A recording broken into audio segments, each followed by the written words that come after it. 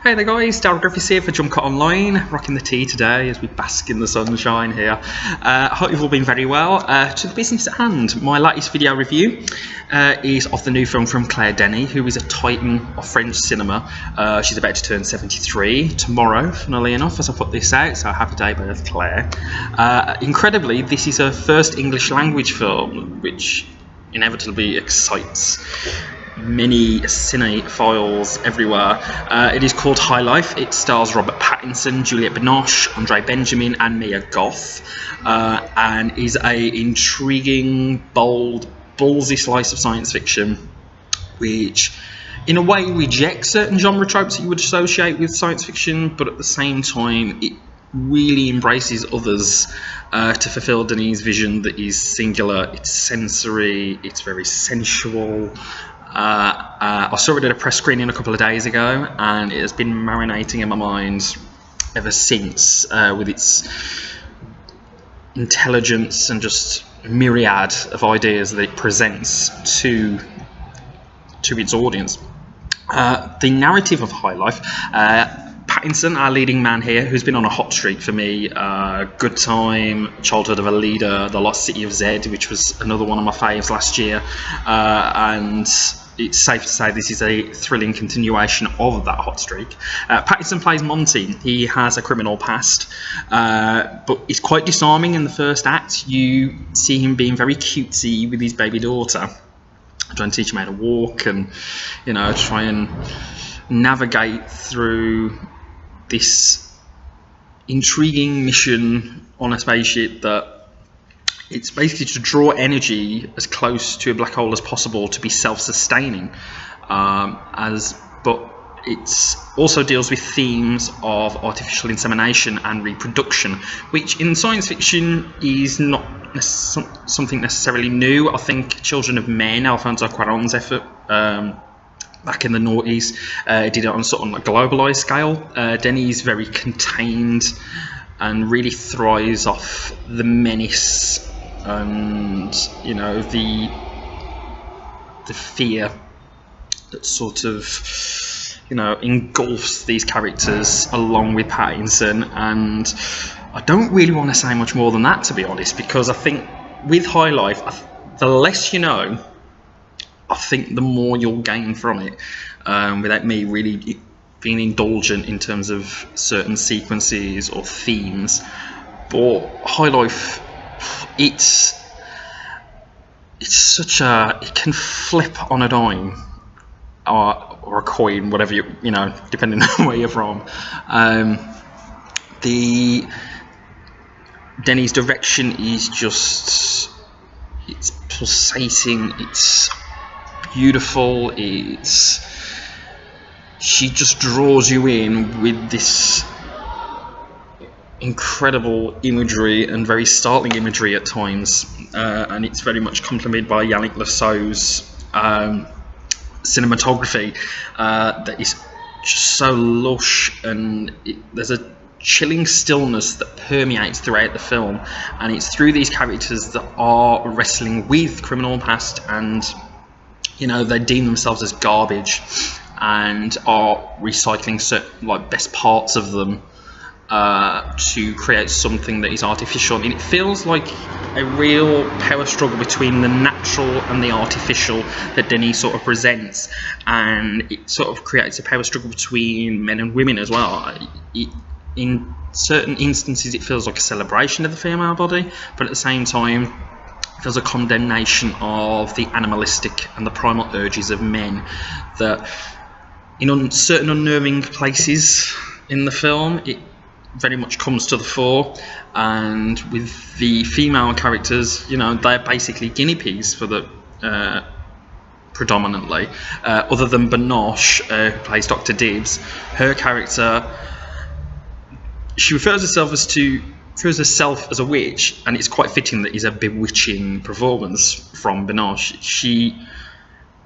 It's a real roof raiser. I think that's the best way I can put it. She's very chilling. She's very, you can't take her eyes off her. You really can't take your eyes off her at all. And the one sequence that's become very infamous at the festivals when it debuted, you probably are aware of certain parts. All I'm going to say is it involves a box. For me, it prompted comparisons with Under the Skin, which stars Scarlett Johansson. It's got that sort of eerie, atmospheric vibe about it. But it's one of the most, I was left aghast, like jaw to the floor. It was like, my gosh, Binoche.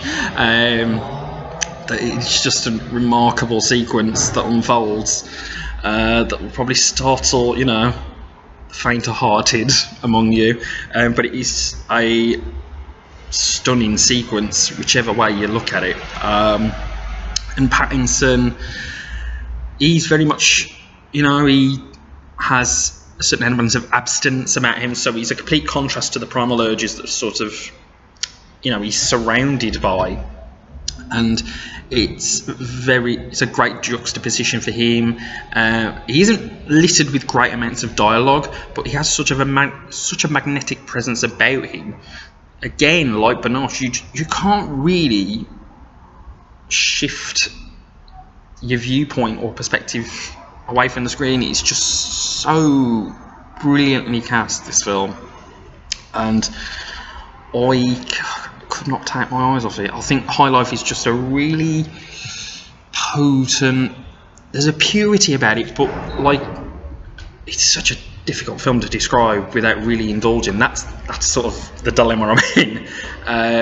There's moments where I'm oddly moved, and then there's moments that you feel almost repulsed because it's full-on body horror in a way. I mean, there's bodily fluids and all sorts going on that, it may not suit everybody inevitably, but Denis, it feels like a film straight from the heart with this one. And I think because there's so much, antagonising going on, and those flickers of light that do sort of pierce through the screen, through its themes, they are much more poignant when they arrive. And I think because this is not a film that, it's certainly not in my comfort zone, it really did unnerve me. It challenges you in a way that, for the first 30, as I say, it's very cutesy. It's very, you could almost be forgiven that it's going to be quite a saturine film, but it certainly doesn't prove that. And it's just a stunning piece of work. And again, I don't think you can fully appreciate it on a first viewing because there's just such a myriad of ideas that Denis stacks through its narrative. Audiences may crave something a bit more with a through line through its narrative, because it is quite stripped back, and it does sort of free it up to the audience to allow you to sort of find your own perspective through it. But it feels like a film of the times in its own way. I mean, as there's one sequence, I think it was in the trailer actually, if I recall, there are men and women in spacesuits descending down in the vastness of space, and with the characters, who are deeply troubled in their own ways with their urges and their past endeavours. Is Denis basically implying that we have to crash back down to earth in a way to realise the error of our ways in an individual or as well as a worldwide scale to truly appreciate what we have or what we can achieve as people? It feels like a deeply humanistic film for all its, grotesque and repulsive nature in certain aspects of the film. But all in all, High Life, it will fascinate. It may leave you quite, scatterbrained. I think that's the best way. It's just, but I cannot shake it at all, and that's what cinema, or the best cinema for me, does. I think it challenges you. It tries to shift your perspective, broaden that perspective in a way, and it's littered with great performances, The cinematography is absolutely sublime. Denis' direction, as you would expect, is stellar, and I'm really fascinated to see what people make of this when it's released on the 10th of May in the UK finally. Classic case of waiting so long for a film to arrive here now with the distribution. But that is a wrap on my review of High Life. I sincerely hope you've enjoyed it. Jumpcut Online, of course, Facebook. You can follow us on Twitter at Jumpcut_online, www.jumpcutonline.co.uk. But for now, I've been Darryl Griffiths, and I'll speak to you soon, guys. Thank you very much for watching. Bye for now.